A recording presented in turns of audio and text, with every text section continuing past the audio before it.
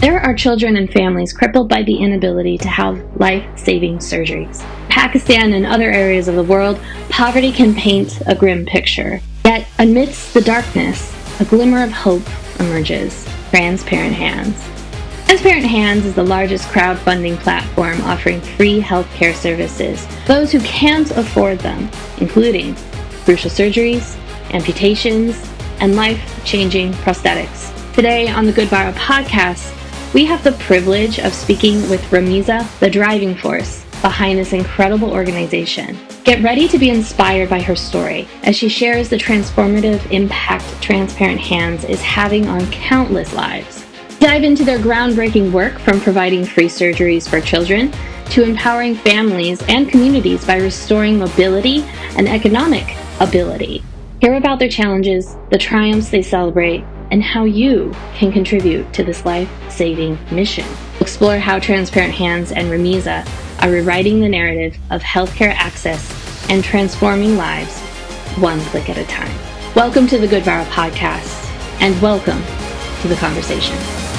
So the first thing we want to ask you about is why does your organization exist, and why should our listeners care about what it is that you all are doing? Transparent Hands was initiated in 2014, and that was my passion. And I got that inspiration actually from my mother, so who was working for the charity of the people, for the benefit of the people. And she was the one who actually was the founder of the first biggest hospital in Asia, which purely worked for the labor class, for the labor workers who were working in the factories and for their families and everything. By profession, she is a doctor. So I got all the inspiration from my mother actually. And I saw her working day and night for those people when I was a kid. So I was interested in the field of education, and then I joined that. And then eventually that, as I got all the inspiration from my mother and I wanted to do something for my country, for the poor people of my country, so Transparent Hands came into being. And Transparent Hands is existing because it is benefiting the people. It is benefiting those people who are underprivileged, who have no access to the quality health care, who are just suffering day and night because of the financial constraints. That is one thing. And the other thing is like due to the poor health. I started working on this project with my brothers who are basically who are the tech savvy people.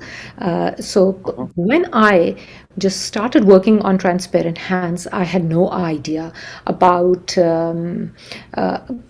which kind of organization is it going to be, or how much initially we worked on the vision, we worked on the technology part, everything, but I did not know how far I could be able to take it.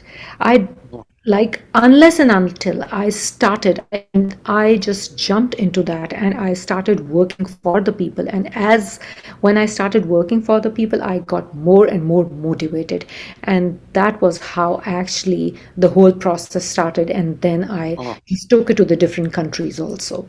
It's so cool to hear that your mother started something and you and your siblings are, in a sense, continuing the legacy. And I think that's really, really cool.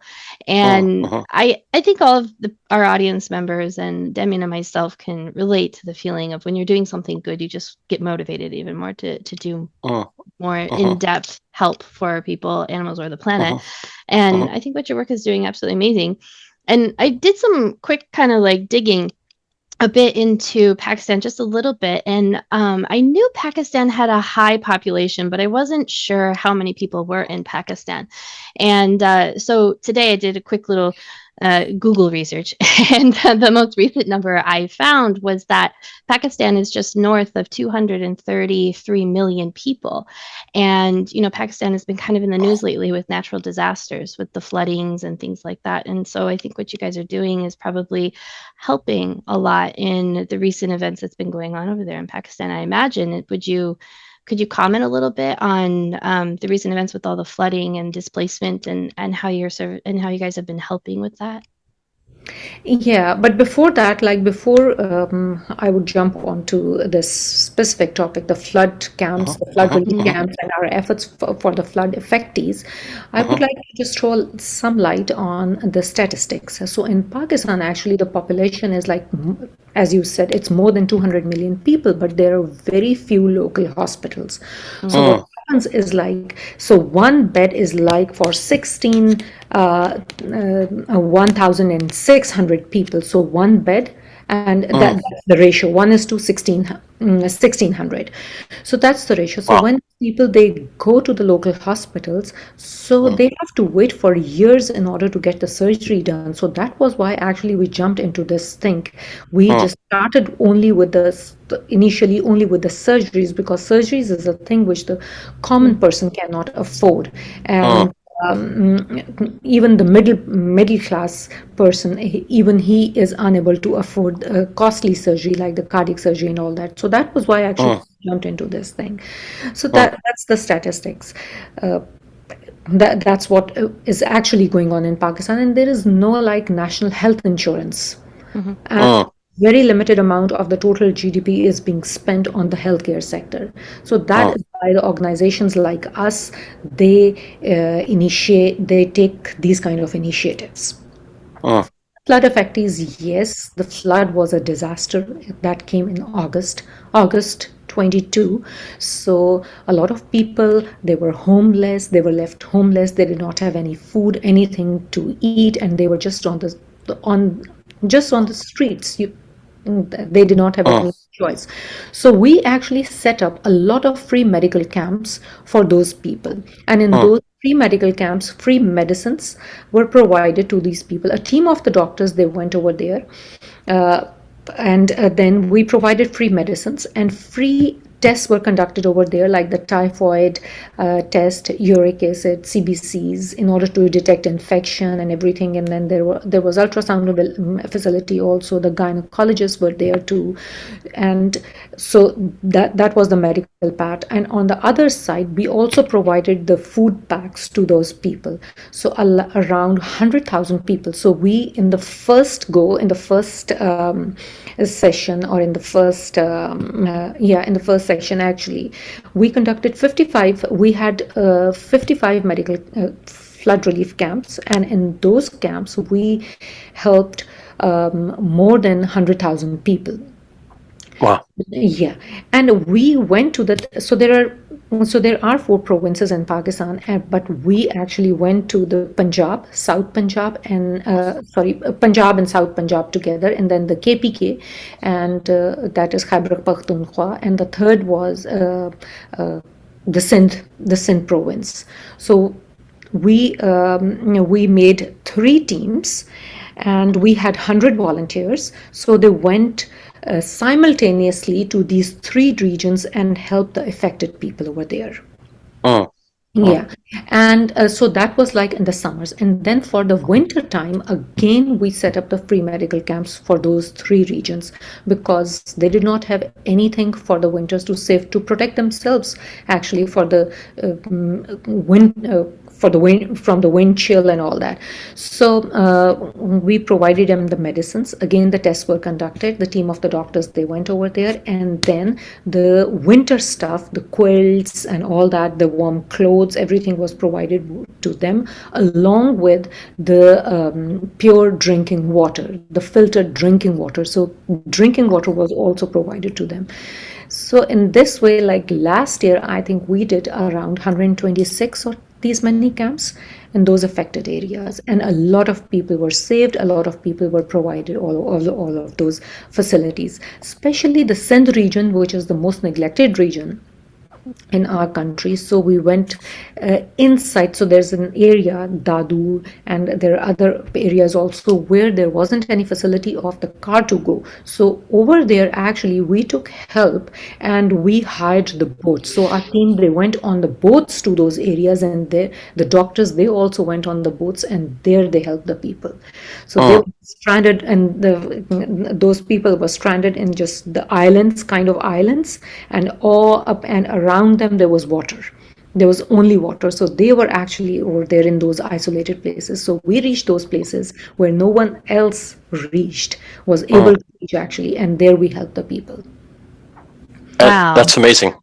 Yeah, I've got some questions because you brought up there's just so much work that you all are getting done, and it's really astonishing. Yeah, and what I'd like to understand more. First off, you mentioned that you were in other countries, and I didn't realize. So maybe if you could address that as well, but also just understand a little bit more about your organization. So I know that you all are using technology to crowdfund, and I know that there's a lot of things that are sort of available now for you might say for good organizations like yourself to be able to do that maybe didn't really exist. Some sort of new ideas that are being introduced, and it sounds like you all are certainly taking advantage of that. But can you speak about that sort of how you arrive at being able to help so many people, and then also again, and how you mentioned that you were expanding now into other countries and sort of what. So can you address some of those things for us so we can understand better? So right now we are not in the other countries. We are registered and we are just doing marketing activities and just fundraising activities in USA, in UK, and in the other countries also. So we are trying to, like in the other underdeveloped countries. So we are going to take the same platform over there, and over there we are going to work in the health sector. So that's what we are aiming for, right? Okay. So in Pakistan, what we are doing, if I just give you a summary or just give you a brief introduction of what Transparent Hands do, is like we conduct free surgeries and treatments of the poor people all across Pakistan in the 3 provinces, as I told you. So, and we also set up free medical camps all across Pakistan in the rural areas. So in the rural areas, and then we have a team of the doctors who go to those rural areas, and they're like our whole team that actually goes over there, and we set up the sometimes 1 day and sometimes 2 days medical camp, and there the free medicines are provided to the people, and free tests are conducted over there, the blood tests, and then hepatitis B and C tests are also conducted over there. And from there, actually, we register the patients, and the patients who require further surgeries, then we are further registered with us, and their surgeries are conducted through us. So for the surgeries, actually, we have taken private hospitals on board, because as I told you, the local hospitals are not in abundance. The private hospitals are in abundance in our country, and they give us the package, the subsidized package for the surgery. So we have collaborated with 47 hospitals. There are 47 hospitals who are working with us right now in Pakistan. And we send our patients over there from the different regions, and their surgeries are conducted free of cost, and the treatments are done free of cost as well. And if I talk about the surgeries, so we have like we are into all kinds of surgeries, like cardiac surgeries, pediatric cardiac surgeries, orthopedic surgeries, then cochlear implant surgeries. That's a very costly one, and then it is really needed in our country. Then we have the gynae surgeries, we have the cancer patient surgeries, we have different kinds of general surgeries, C-sections, and then MRIs, CT scans. Everything is done free of cost, but we definitely verify a patient financially, and then there's a medical verification also. And this is how we take our patients, this is how actually we treat our patients, and then we after the surgeries actually, and after everything, we do not leave the patient over there. So he is discharged with the post-op medicines, and then the post-op visits are also included in that package. And our team also, that is constantly in touch with the patient, and they keep on taking the feedbacks of the patients. If the surgery is not successful and they require another surgery, so we also go for that surgery. So this is how we are actually expanding our network. We are limited. We are just, I think, conducting like this. If we talk about the surgeries, like 1,000 to 2,000 surgeries, not more than that. Very costly, but like treating a lot of, like in more than 50,000 patients or so in a year. In Uh-huh. Pakistan, there's a deficit of like 10 million surgeries every year. Uh-huh. So we are just trying to reach that number. We want us to be that big actually. So Yes, of course. Of yeah. course. And then on the other side, actually, so if we talk about the crowdfunding platform, that's what you asked Uh-huh. about Uh-huh. that. So now that if we do something that is only for Pakistan, but we also realize that the people who donate or the people who really want to sympathize with someone, they want to see like who is that person, what is his story, what is his history, and then if they Uh-huh. donate, then what happens, what is going to be the impact of that amount or donation or of their contribution in whatever terms. So for that actually we just created this platform, the crowdfunding platform. It's not new in the Western world, but it is still a new thing in Pakistan. So Uh-huh. even up till now in Pakistan, we are the only organization who have a crowdfunding platform in the Uh-huh. healthcare sector. And so all the stories, all the patients, everyone is registered on the website. And after the surgery, their testimonials in the form of the videos, plus their hospital bills and everything is there on the website. That is visible only for the donor, but their success stories, their videos, everything is available for the Uh-huh. general public to see like what happened after the surgery, after their treatment, or after setting up a medical camp. What happened, or how Uh-huh. did we facilitate the people? How did we create an impact? So everything is there on the website for the entire world to see. Uh-huh. So if we are, so they should all come and support us. They should Uh-huh. all see like who is suffering, where are these people, what are their background, and like we are privileged. We have like everything. We if if we suffer, so we have the means to actually go to the hospital and to treat ourselves. But those people on one side, their healths, they are suffering on the health side, and on the other side they have the financial problems. Uh-huh. So Yes.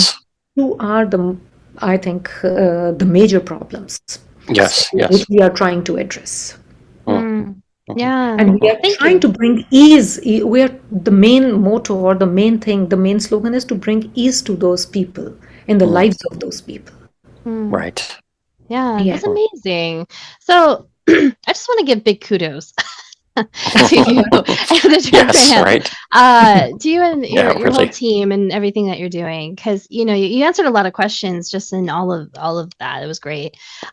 One was, how are you finding some of the medical care providers? And I think you partially answered that because you're working with hospitals on the ground, and I'm sure because of your reputation and the connections you have with that, you're probably recruiting people who want to help as well.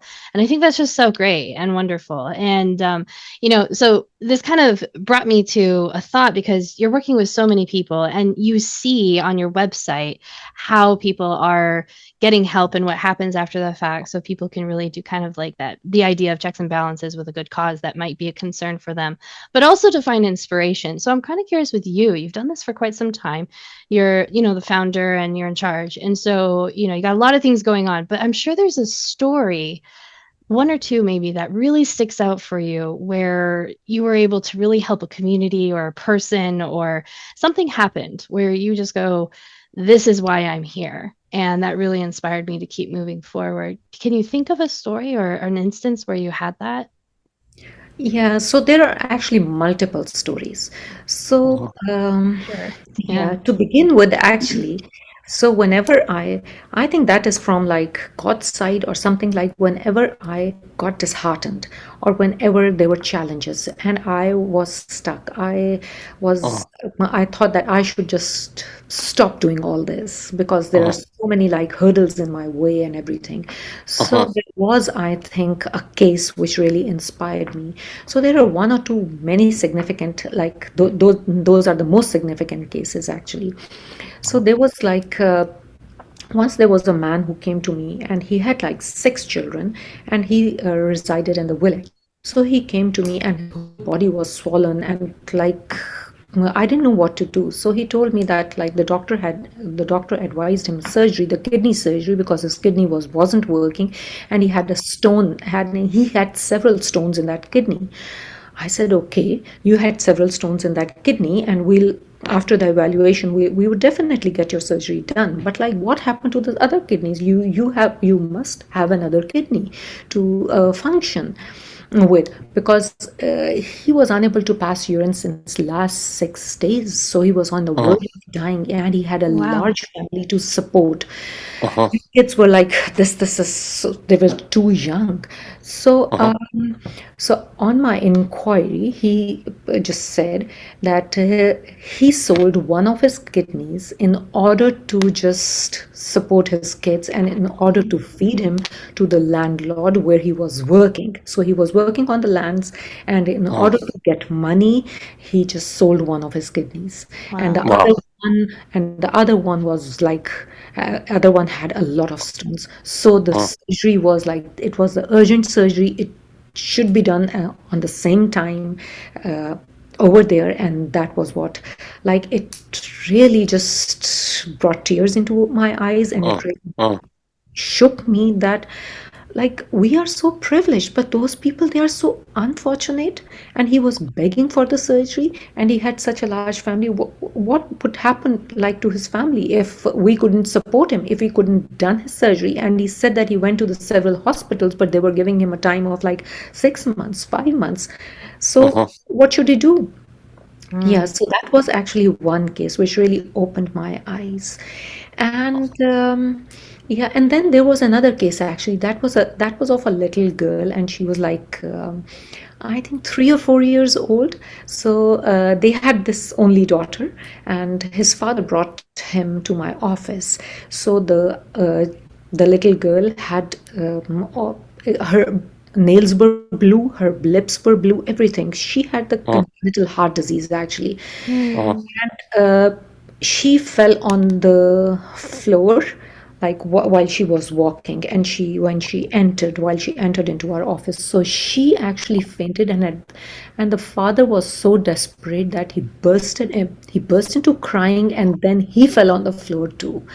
I mean, that was the sight which I just couldn't forget.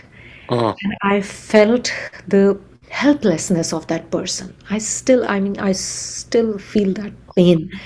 So, and that was the time when I was thinking to just stop doing everything, because we did not have funds to conduct further surgeries, and there were a lot of patients coming to us. So that was one of the patient. I took that case. I requested the hospital that we would pay you after 40 days or so. We would certainly collect funds, but you just go ahead with the surgery and get it done.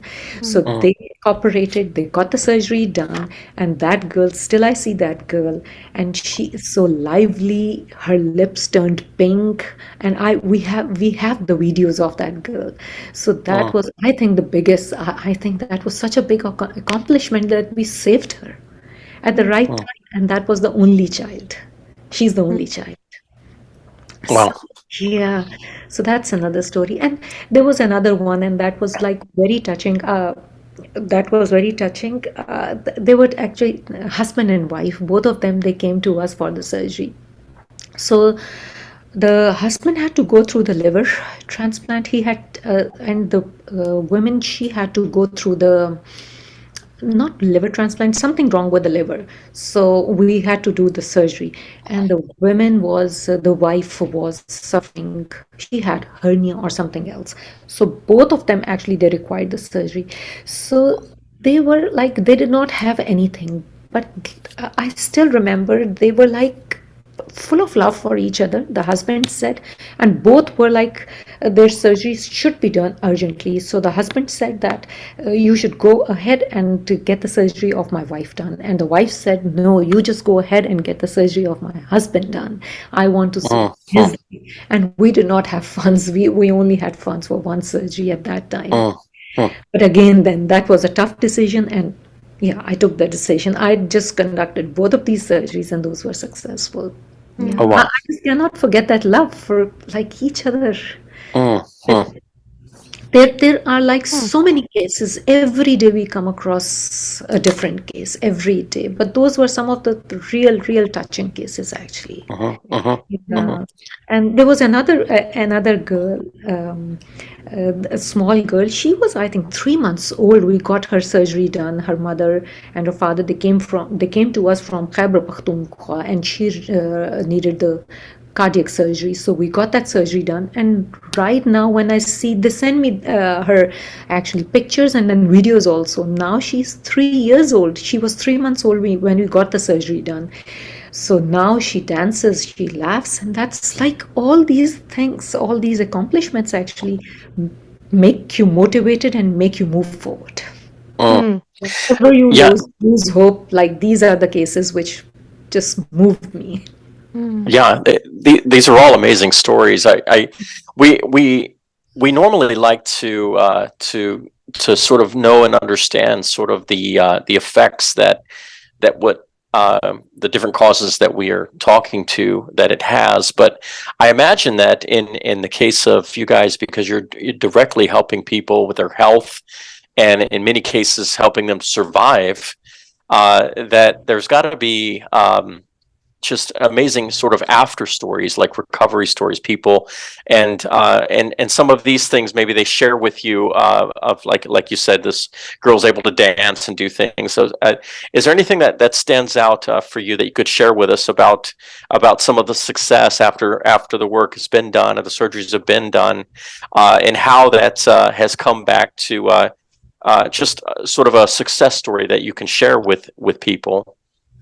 So actually, all of these eventually they became the success stories, which I shared with you. Hmm, hmm. So Yes, of course. yeah, and right now the success stories, I think the cardiac patients when they recover, that's great. And then the other surgery which we are conducting, which is like a very costly one, but still, Hmm, that is the hmm. cochlear implant surgery. So and that is done like before the age of 5 years. Otherwise, Mm, yeah, otherwise it's not that effective actually. So those are again the success stories when the children they come to us, they cannot hear, but after the surgery they start hearing and they start mm, listening to the voices, and mm, it is so overwhelming for the parents actually when they can, and especially after the speech therapy sessions, because only the cochlear implant surgery is useless if we do not go for the speech therapy sessions, because the mm, child when he starts listening, he or she is just like a newborn who mm, hasn't heard anything before. mm, So mhm, then they go with the speech therapy sessions and all that, and then afterwards, when they start listening to your voices and when they start responding, especially to the parents, so that is really overwhelming for the parents. mm, So these mm. are yeah, those cases are also very touching. Real quickly, I saw something on your site that's really, really cool. Is that you also work with, in a sense, ostracized people of these communities as well. People. I think one of them, which was in 2019, if I remember right, was a camp that was at least marketed towards helping people who were in the transgender community. And could you kind of expand a little bit more on helping ostracized communities and what you've witnessed with that? Yeah, so far actually we have done a number of medical camps. Probably you have seen one, but then we did another medical camp and another medical camp, and then we conducted their surgeries also. The transgenders in our country, they are really neglected and they are looked down upon. So and now the government has given them a right to have a ID card. Even before that, I think that even that was not they did not have the right to have a ID card, the identity card. Yeah.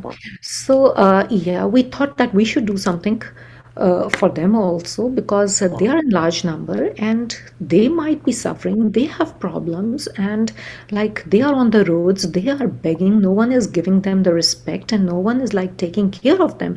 So there's a whole community where they live, where they all live and support each other. So we talked to them. So they had a leader or a kind of a president of, there was a president of that community. So we went there, and I personally went there too when we set up a camp for them. So a lot of transgenders, they came, they explained their problems, and they told us that no one before that came to our community, and no one else before that set up a medical camp or given them a free treatment. But like they were really thankful, and they were expressive. They explained, they told us about their problems and how they were degraded in the society, and how like people, they just ignored them. So yeah, so the doctors, our team of the doctors, they went over there. So free medicines were provided to them, and then the tests were the blood tests were conducted over there also. So in which the hepatitis B and C was there, because that was the one which was uh, yeah, required, and then the HIV also. So we did that also over there. And the cases, the hepatitis C cases were diagnosed, and they were given the treatment. And hepatitis B cases were actually, they were not the cases, actually we also vaccinated them. So hepatitis B vaccination is available. And the ones who required surgery, so we further registered them with us, and then the surgeries were done. So Wow, so it's amazing. yeah, so that was a medical camp, and that reminded me. Yeah, I'm going to now prepare my notes that we are going to do another medical camp for them soon. Yeah, Yes, well, good, so good. yes, I'm going to That's write great. a note for Great. them. We're talking about the ostracized communities and all that. So yeah, we set up another medical camp, the free medical camp in the jails. Like where the prisoners get. So we set up a medical camp over there also for those people. And we can't say the old homes into, we just, old homes do not fall in that category, but we set up free medical camps for the old homes also. The people over there, they are sick, and then they want another thing. That's what I have noticed, that they want time. They want us to sit with them and talk to them and listen to them. So that's what. Yeah, so that is really interesting. And the prisoners, when we were dealing with the prisoners, so that was another experience. It's like an out of the world experience. Everything you're sharing is so inspirational. It's the idea just of sort of giving and helping unconditionally. That people are in need, people need help. Those who maybe have the ability to have a more comfortable life also usually have the ability to help. And it's rewarding to do so. It makes you feel good, and like you said, when you see these success stories, and you see, or even things, just something that just that sort of breaks your heart, it gives you the motivation to keep going in spite of challenges. And so, I mean, really, that's everything about your organization is very, very inspirational, and I. Obviously, I hope that your growth is fast, and that you're able to reach those numbers, those goals that you want.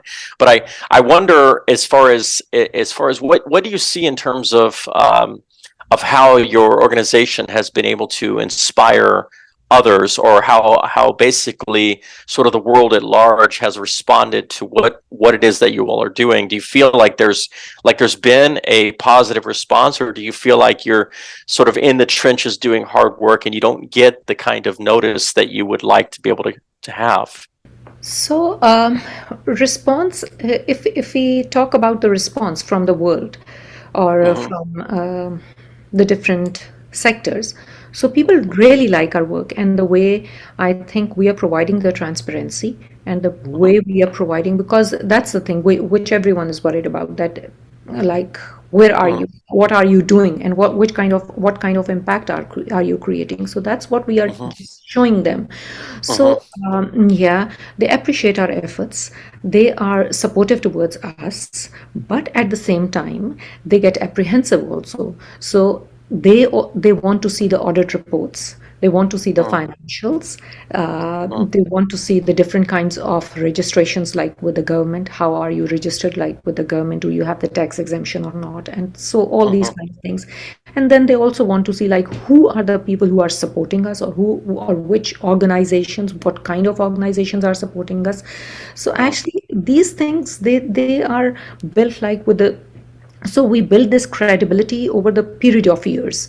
Initially, it was really hard to convince people to not only to convince people to support us, rather it was difficult for the to it was difficult for us to convince poor people that we are conducting free surgeries. They were not even ready to come to us for the surgery. Right. They thought we would Right. take out their kidneys and Yes. would sell that Yes. in the market. So so those were the challenges initially. Still, we face those challenges, and I think still we need to do a lot of marketing. A lot of marketing efforts are required uh, because the whole entire world is in front of us, and as many people know what we are doing, so they get more attracted towards us. Again, it's very inspirational, everything that you're telling us, and I really hope that not only individuals, that are listening to this podcast can be inspired to donate and support your organization, but also I can really see how your organization can inspire other countries, other organizations, other larger entities to say, hey, this is something that needs to be duplicated, that needs to be done all around the world. And I'm sure that's the one of the goals that you all have, is to see that kind of compassion and that kind of giving come directly from people, instead of, as is the case with Pakistan, it's not coming from the government. It really relies on the people to do this, which is exactly what you all are doing. Can you share with us maybe something that you've got going on right now that really brings you a lot of excitement, a lot of energy, that you're currently working on, that you can share with us? Currently, actually, we have a big project of the cochlear implant cases. So there are 2,000 cases which are registered with us, and we are looking forward to conduct their surgeries because there is a time limit, and we want to get the surgeries done in that time limit, because if the child is more than 5 years old, so then the cochlear implant surgery is of no use. So we are into other things, cochlear implant and bone marrow. So these are the two surgeries on which we are focusing right now. And yeah, because bone marrow, again, if it's a very expensive surgery, it's like around $10,000 or so, yeah, in US dollars. And same, yeah, $6,000 or $7,000 is for the cochlear implant surgeries. So these are such expensive surgeries that a mediocre middle class person, or sometimes upper middle class person even, they cannot afford. So yeah, we are really excited to get as many cases done as we can of the cochlear implant surgeries and the bone marrow cases. And then there's another one, like we are just in the process of buying a mobile health unit also. So yeah, because right now we have to hire the cars, the big cars or the vans, to take them to the different areas for setting up the medical camps. But like the mobile health unit is a real big thing, and we want to set up an urgent care center in that mobile health unit for the people. So everything is like sanitized and properly secured. So that's another. So like these are the main projects, and I'm really looking forward towards these projects. Well, thank you so much for being with us today. And for those of you who are listening, please go to transparenthands.org. They're also on Facebook, Twitter, YouTube, and Instagram if you want to go and check them out. But please go to their website and check out all the different camps and consider donating or sharing with a friend. This has been absolutely inspirational. I am blown away. I feel like we could talk for many, many hours about this. Absolutely, yes. We might have to revisit this conversation again, having you on the podcast, because oh my gosh, just amazing. Thank you for everything that you do. Thank you for the Transparent Hands and your crew and your family. Yes. And I have a very last question here. Is your mother still around? Yeah, she's. That's got to be absolutely awesome for her to see her kids doing this. Yes. Yeah. So she is really happy that we are like taking her legacy forward. We are just following her footsteps. We are trying to do, because she wanted all of us to become a doctor, but no one became a doctor, Right. unfortunately. That's the usual, right? Yeah, Yeah, so, but we came into the health sector, so that's that. Now she's like a little bit satisfied that at least they are doing something for the community. They are doing something for Mhm. the people. Yeah. Yes, yes. The impact that you're having is probably very inspirational to her as well. Yeah, Yes, right. that is, yes. And That's she great. on and off, and she guides me, she tells me to do different things in a different way, how to Mm. keep the files, how to maintain the files, how to take care of the patients and everything. So like her advice is always there. Whenever I need her advice, it's there. it's just been an amazing interview, Ramiza, and I'm so glad that your mom started what she did and she has kids who have continued this legacy, because we understand here at Good Viral, Demian and I, and those who listen, that the ripple effects really, really go deep and they go wide. And so it might as well be a good thing that you're doing. And you are Mhm, definitely doing mhm. a good thing, Ramiza. So thank you so much for everything that you do. Yes. Thank you for listening to the Good Viral podcast and being part of the conversation. If you are inspired by this episode, go to our website at goodviral.org, where you can find resources and listings from the episode to continue good efforts. Like, comment, and share this episode to any or all of your social media channels. It's really easy to take a small action, and maybe you'll inspire a big result. When good goes viral, the world gets better.